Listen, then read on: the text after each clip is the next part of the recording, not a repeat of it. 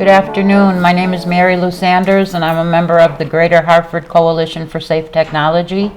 I appreciate your time today to spend a little time with us to learn about an important issue. I also have with us another coalition member who will introduce herself as well. My name is Rachel Stevens.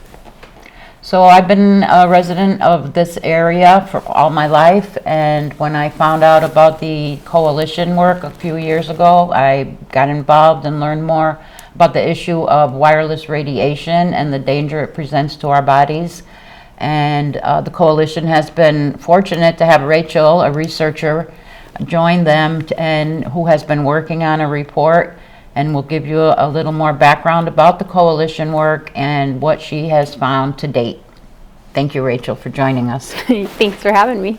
Yes, I was just saying to you beforehand, it's like with an issue like this, I think it's difficult to know where to even start, because unlike a lot of environmental health issues, this one is not really considered. As we say in the, our posters, it's an invisible threat. People don't think about, wireless radiation. So I think it is sort of important to just take a couple of minutes to talk about just the basics of what is wireless radiation. Great. Everything that we communicated before, it used to be through a cable. So the frequencies of the message were contained within a cable. When we wanted to get fancy and arguably quite convenient, right? We got rid of a lot of the wires, cell phones, wireless headphones, wireless baby monitors, et cetera. We're now sending those frequencies, those messages through the air. They're not staying in the cable. The problem being when they bump into your body receives that message, and it receives it like a stress response, basically. So there's a lot of research showing the health ramifications of long-term exposure to today's kind of typical rates of, or levels rather, of wireless radiation, and they're quite concerning. Running the gamut from a lot of reproductive health and fertility consequences, cancer, especially brain tumors and heart tumors, blood pressure issues, diabetes, immune, I could keep going. There's a lot of really concerning neurological and cognitive issues. Really, it's the entire, biological system is affected, and they show this in humans, but also in other animals, other organisms even. So Let me ask, how long have you been studying this topic? What interested you in it? So informally, I guess like 5 years, completely informally, but I'm a bit of a nerd when it comes to rabbit holing into, information. And it was interesting to me because I think I've said before, like I came to it by way of my own body. I was having all these symptoms that were seemingly inexplicable, and a functional doctor was like, you should look at the radiation levels in your household. And as I said before, I thought it was like that conspiracy theory stuff. I think that was the kind of the way that I'd learned to think about people who talk about the wireless. It's like, oh, that's kind of like woo-woo and out there and whatever, Right. I had a lot of stigma that I had sort of internalized about that. So, but after my body kept, I think, reminding me that it was something to take seriously, I started diving into the literature. And you can see, there's thousands of papers for the last, few decades about the effects of wireless radiation. And you can see a lot that will say, it'll be narrated as there's no effect. What it shows is a particular frequency at a particular time and a particular power density doesn't have carcinogenic effects or thermal effects right away. That's what there's, right? So, but to go from that to then it's safe is a huge leap.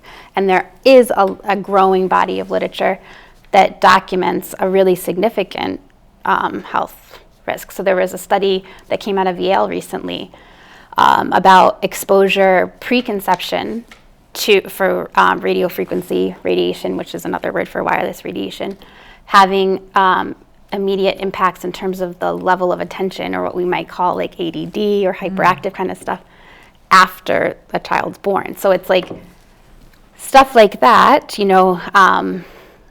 was quite convincing to me, and I kind of forgot the question, to be honest. I'm sorry, I think you asked. Well, now that you mentioned, the ADD, experts are saying in academia that rates of ADD, autism, and other things that affect, that they're picking up on in elementary schools, the rates have blown through the charts since they've been studying this issue, but nobody's making the correlation with anything. I hear them talk about other factors of children living in poverty, poor health of the parents, educational levels of the parents, lack of prenatal care, Right. but nobody's talking about things like this. Yeah. Well, I wouldn't say, I share the sentiment that like no one mainstream is talking, a lot of people, and I think that's the interesting thing too, and which we talked about last time, was there are other countries where you're not allowed to have Wi-Fi in a kindergarten. They're not allowed to sell cell phones without having huge warnings, like these kinds of things.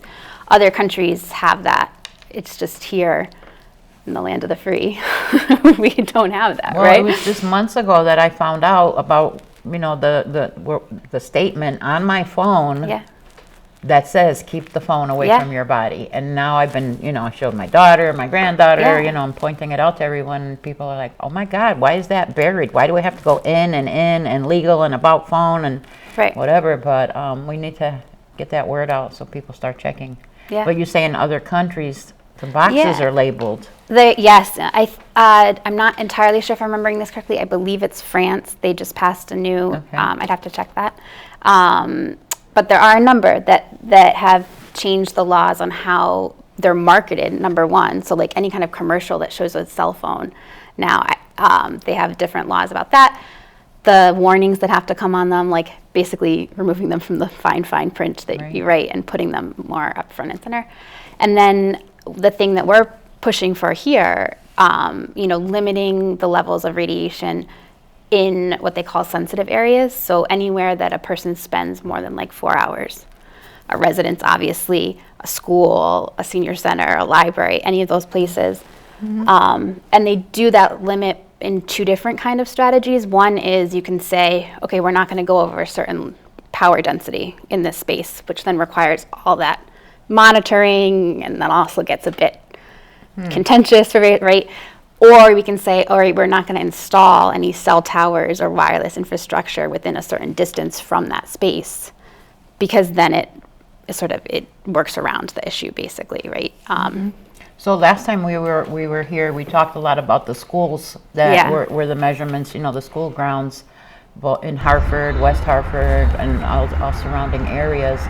But now the coalition has expanded their scope of the work, and have looked at other public spaces, including the senior center where I go, and found extremely high levels of radiation around that building, which houses both a police substation and the senior center. So there's a lot of technology there, and I don't remember if I don't remember seeing a cell tower on the actual building.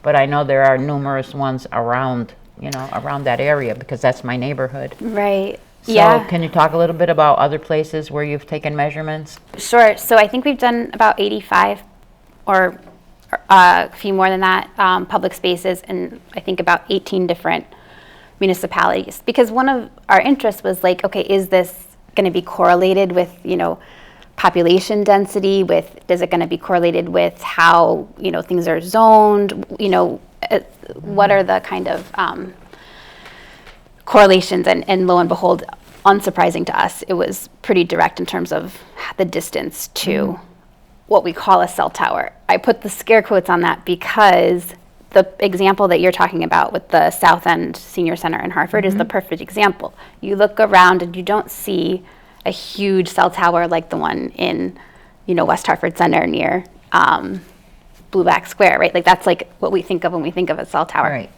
If you look at that closely, what you'll see is a bunch of what sometimes are called small cell devices. We have them, a picture of them. They're like the rectangular white boxes that you see popping up increasingly quickly, I would add, on the top of buildings, smokestacks, whatever. Essentially what a tower is just a big collection of those put up high. But rather than building the huge base cell tower, what we've started doing is putting them on top of school buildings or on top of apartment buildings, or They're often like camouflaged, like when you're driving from East Hartford to West Hartford and you go through Hartford and you see there's all those apartment buildings, I'm always kind of keeping my eye out. You can see a ton of these small cells on top of them. They're often camouflaged, like painted green to blend it with a sign or whatever. But that's using those buildings to basically make a de facto cell tower, right? So that's an important piece of the puzzle, I would say, right? And then you spoke about kind of our transition from focusing on school grounds to public spaces. And part of that was that we wanted to emphasize that, first of all, we're only really doing really kind of informal and introductory measurements to begin with, because to do this really, really properly would be a huge, ordeal that requires a lot of money that is not feasible for our organization. We're just and trying a lot of sign-offs from public officials. Exactly. And if we wanted to, for instance, understand the radiation exposure that like students and teachers are having in a particular school or librarians are having in a particular library or whatever, we'd have to do both outside, but we'd also have to do inside. We'd have to do it at different times of day. We'd have to do it with, them streaming a video on the computer and them not streaming a video, the printer turned on, the printer, right, all these kinds of things. So for sake of simplifying, we stuck to the grounds outside. One, because it's simple, and also because if we're trying to show the importance of what they call setback limits, of let's keep these cell phone towers farther away from these sensitive areas, then determining the level of radiation inside where the individual places all can have, they can set up things very differently however they want, right? It's not as helpful in making that argument. So we shifted to public spaces and including parks, and I think in many ways it's kind of drives the points that we're trying to make home, because you don't have all those other factors of like, well, where did they put the router and is the printer on and all that stuff, right? It's public open space and what's the distance to the. So Elizabeth Park is actually a really great example of this, because the Rose Garden, if you think about the Rose Garden, you can't really see if you're sitting in that like Rose Garden area of Elizabeth Park, right? Like any buildings with these antennas or small cells on it, right? That area, the Rose Garden, is one of the lowest areas in the region. You can see it's slight or moderate on the safe and sound. If you go to the other side of Prospect, so technically within Hartford, right? And on the I think it's called like Sunrise or Sunset, I always forget, Park, within Elizabeth Park. Okay. I believe it jumps to high, like, high. This is in a park where you would think nothing's going on. Because, these technologies, like what they're built for is communicating a signal across space, right? Part of the move towards these smaller is that, like, getting a signal to an area that's sort of, it's like kind of down a hill and it's like harder to get to, right? In the case of the Rose Park, that's more difficult. That's why you end up using these small cells to sort of get that there, right? So in the future, it could be that, you pop one of those little white rectangles on the top of the little, what's it called, gazebo in the middle of the Rose Garden, and now we could say, oh, there's great signal in, Elizabeth Park. That would be the argument. But at what cost, At what cost? So you mentioned setback levels. Yeah. So what are some of the recommended levels, and like where are these recommendations coming from? I'm glad you asked that. So they, other municipalities in this country have done these setback limits, and they often range from like 500 to maybe 3,000 feet.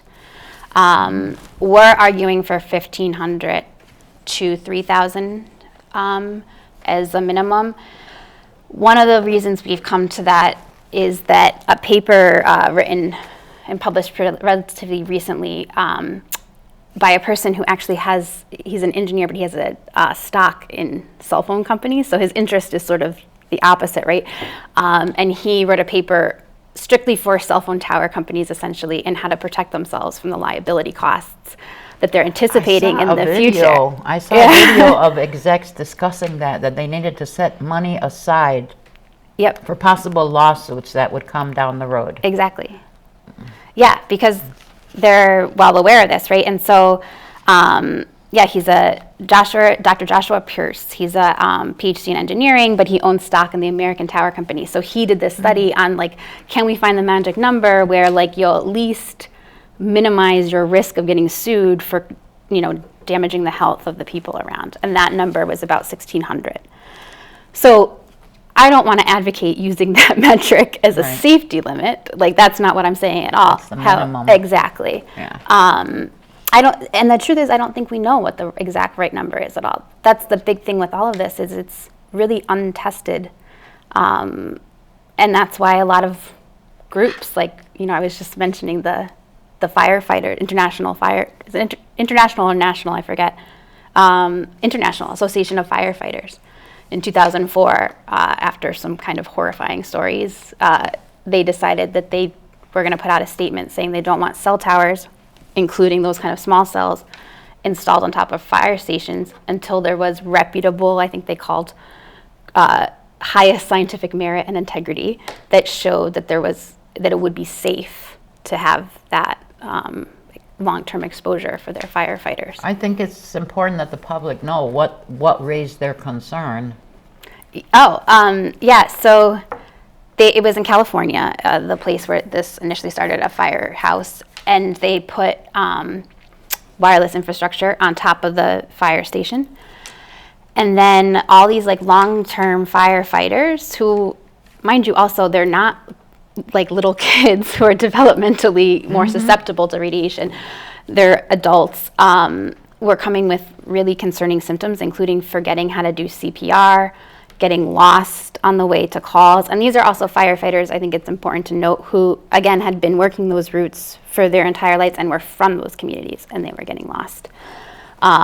So that sort of road, like, set off all the alarms. There must have been a good number of them, because if it was just one or two people, you're getting time to retire. Yeah, exactly. Whereas it was enough for them to take such a public stance. Exactly, and legal stance. Yes, and they brought in a couple of researchers, one of whom had an MD, I believe, to do kind of a pilot study, and that was like one of the first ones in the States that I'm aware of, at least. And then they presented it to the FCC, so like you can go into the federal records and see their testimony and stuff. Guidelines have not been updated since when? At least 1996. Right. So this stuff they're bringing in new information constantly that would merit an overwrite of the guidelines. Yeah. Updating of the guidelines, and yet our federal departments have not moved on this. No, and by guidelines, I think you're talking about the FCC limits for the radiation level. Right. Yeah. No, they haven't. So they're based on 1996 technology, the guidelines that we operate under. And arguably not even, in a sense, right? Because it's 30 minutes of exposure, which even in 1996, like, people, you can't trust you're only getting 30 minutes of exposure, number one. And number two, it's only based on thermal damage, which we talked about last time, right? Of like, effectively, are we cooking the muscle in you as meat, right? Like, and that, a lot of the recent literature, and actually even older literature too, is showing the most harm seems to be from chronic long-term exposure, and your body not having a break, which is actually reminds me that we wanted to talk about, if people hear this and they take it seriously, often there's a lot of fear that comes with, like, because you realize how ubiquitous these technologies are. And I think when I started hearing about it initially, I was like, I can't go in, like, nothing's safe. Like, so I think it's important to remember the body is very resilient, and like, none of this has to be a death sentence necessarily if we become aware of it and are able to give our bodies breaks. Well, I know that your concern and the effects of the radiation on your own health was concerning enough. I mean, I don't know what the level is in your West Hartford residence, but it's concerning enough that you stay somewhere else most of the time just to stay away from the house. Well, so the West Hartford residents that my mom, we just recently got from my mom. We picked specifically because, I went all over measuring, right? Like, and right now, knock on wood, outside the house, it's slight, or the lowest category. And then we took Wi-Fi out of her house. We have it wired for Ethernet. And so as long as she remembers to turn her cell phone off when she comes home, or at least to turn it on airplane mode and plug it into the Ethernet, and it's not just her, as long as I remember when I visit too, frankly, then the levels stay quite healthy within the house. But, I think if I was on where I used to live in the West End of Hartford, it wouldn't be that easy at all. And it's not that easy if you're not living, as I'm not at the moment, like in a single family house, right? Because you don't have control over what someone on the other side of the wall is doing. Well, I'm in a 6-family building, and they installed 3 towers on my street the year before last, or maybe even before that, but I wasn't paying attention, and we weren't notified. One of the people who was critical in founding the coalition, Gladys.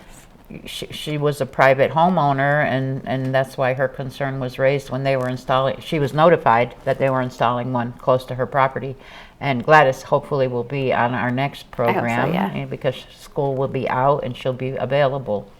So I hope people keep tuning into this issue, because we will continue to bring more information in.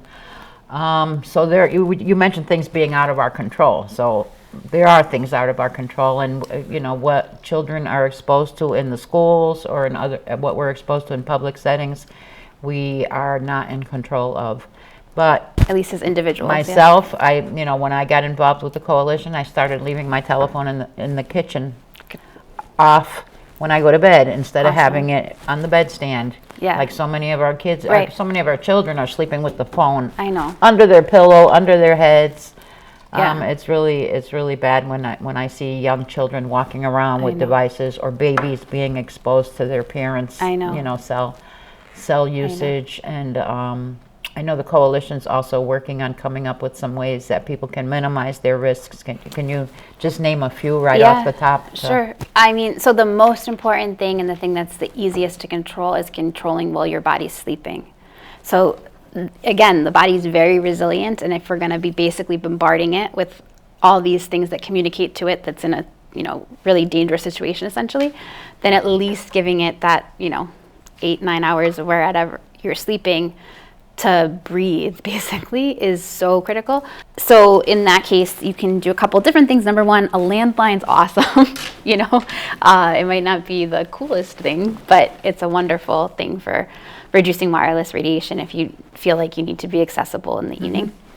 You can also, if you do wired internet, there's a lot of things you can do to basically turn your cell phone into a landline in a way. That's more complicated though. So I think, let me back up for 1 second. If I'm someone that's new getting into this and I just want to minimize, what I would do is I would turn the router off at night. You can literally just unplug it for those of us who don't want to go through, and then just replug it in the morning or whenever you need to use it. And number 2, turn off any wireless device that you can turn off. So often people forget all the things they have. Their printer is a huge thing. The baby monitors, the wireless ones, if you can get wired, do that. All those kinds of things, turning them off, even if they're in standby, they can be occasionally sending signals and that kind of thing. And then those that you can't turn off, or I guess we should say don't feel comfortable or feel like we have to keep on, right? Keep them as far away from your body as you can. So those are kind of the main things. If people really want to make a financial investment, you can buy a canopy, which is essentially just like a mesh, like kind of sheer fabric that you, like a mosquito net that you would sleep in, right? But it is lined with silver, so it blocks all the frequencies. And so then you're sleeping in at least an area where there's no wireless radiation inside. So tell me, I never heard that. Silver blocking the radiation. Yeah. That the only metal? No, other metals as well. But silver lined was just the one I was thinking of at the moment. All right. Yeah, Safe Living is a company based in Canada. They make the Safe and Sound meter that we use to do our measurements. They sell them. They're not cheap. It's a definite investment. But if you're someone, particularly someone who's renting and can't necessarily like make all these changes, right? Because there's also more infrastructural things, like you can paint in a certain way that blocks the radiation. All of these are, one, expensive, and two, they're somewhat kind of band-aids that sort of just redirect the problem rather than stopping the radiation in the first place. So the canopy, at first I was sort of hesitant about it because I was like, oh, like, why don't you just minimize the radiation, But a lot of people are living in circumstances where they can't, myself included right now. So my way of dealing is the canopy. And get outside in areas, like leave the phone inside, whatever. Step outside in areas that don't have as many antennas. You can use antennasearch.com. Oh, antennasearch.com.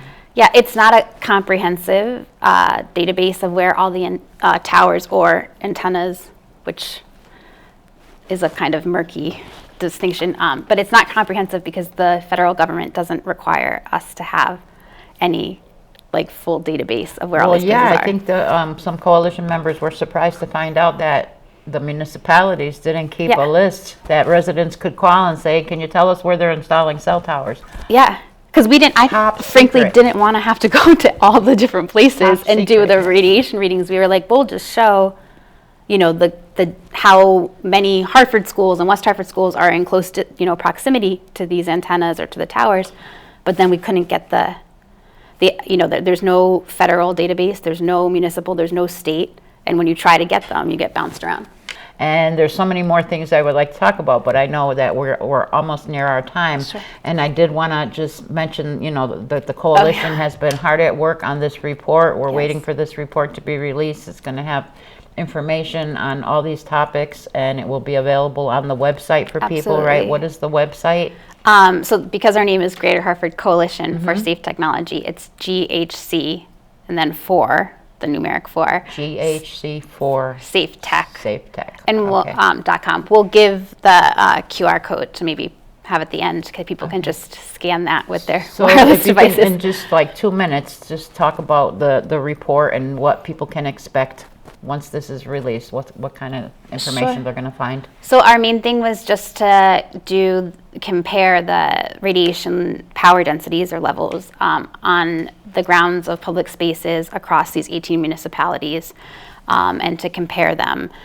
And then because we saw that there was a correlation with the distance to cell towers or small cell devices placed up high, we then used that as evidence for why we believe there should be setback restrictions, both on the municipal and the state level. So the report first establishes the scientific evidence that there is indeed a risk that we should be concerned about. Second, kind of faces a lot of the stigma and questions about, well, why would the FCC say it's safe if it's, all these kinds of things, and talks about the economic incentives, the idea that the FCC is a captured agency, all these kinds of things. Gives the examples of other countries and other municipalities that are taking more protective action. And then we go through the methods of how we did this, and there's also more specific numbers rather than just the kind of simple color coding. And then kind of talking about what we'd like to see happen, which again are those setback limits as a minimum. And the coalition is made up of people from the Greater Hartford area, and always welcomes new members to get involved, yes, right? Very much so. Will they find information on the website about how to about the meetings that are happening on Zoom? They should. We should include that on the website. I should add that. And what they will see with the QR code is the first thing that pops up is a request to sign a petition. And it's a really simple petition. It's essentially, saying we want our municipal, state, and federal legislators to take this seriously as a health risk and as a first step to establish these setback limits. Yeah, it's a very small ask. It takes 10 seconds, and it could have a great impact because a lot of this issue is, showing to those who have decision-making power, it's not just this like, side thing that a couple people care about. If we could say like this many people actually are taking this seriously, that would, I think, do a lot.